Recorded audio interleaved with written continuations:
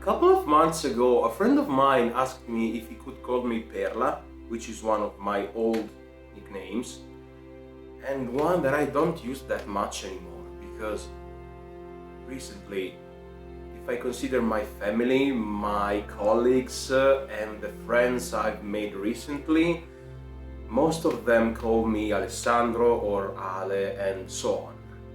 If you want to use a nickname, it's fine, it's not much of a problem, but this made me rethink about my name, about being called by name and the strength that it can give.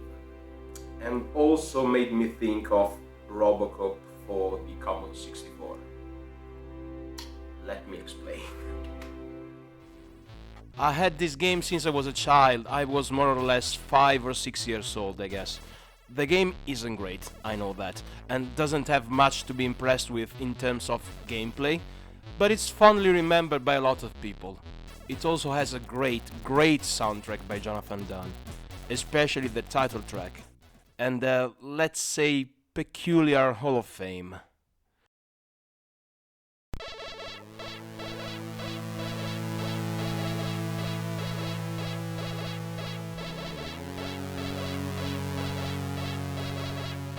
Alienation, angst, misery, frustration, torment, despair, depression, pain, life in general. Take all these words, connect them with the music that you're listening to while you're reading them, and the mood lowers fast. I've read many comments about this Hall of Fame, how it brings together different and difficult pieces of human lives, comparing them to life in general. The film is not exactly an happy one, to be honest. A policeman is brutally killed by a gang of criminals.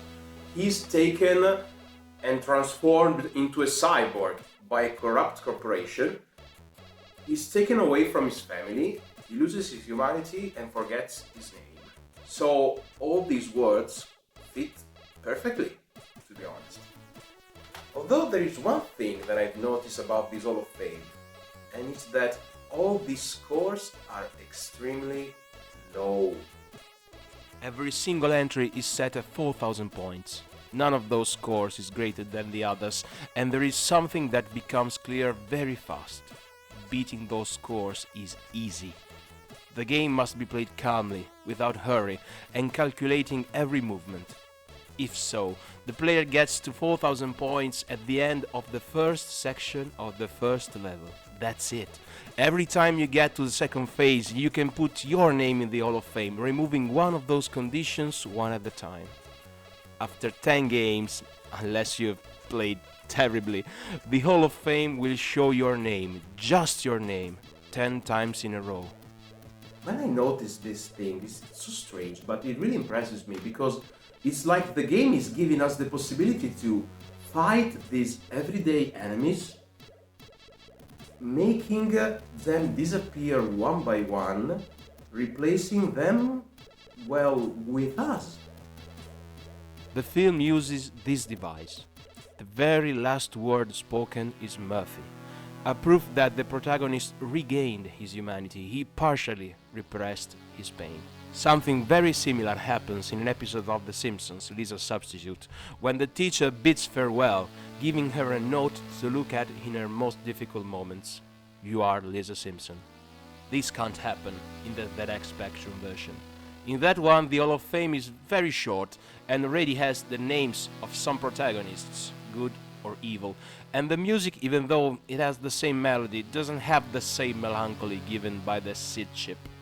So, is it really that easy? No, of course not. Unfortunately not.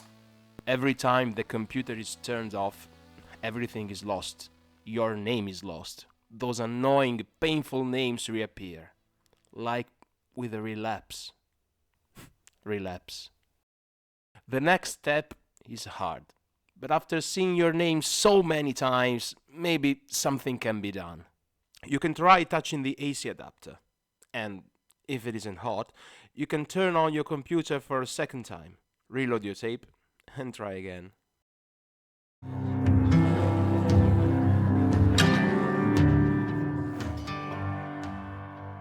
Those 4,000 points entries are still there. Again beatable, again removable, again defeatable with the strength of your name. A name recalled, recognized, strong. A name that, when pronounced, especially from other people, can help you share a burden.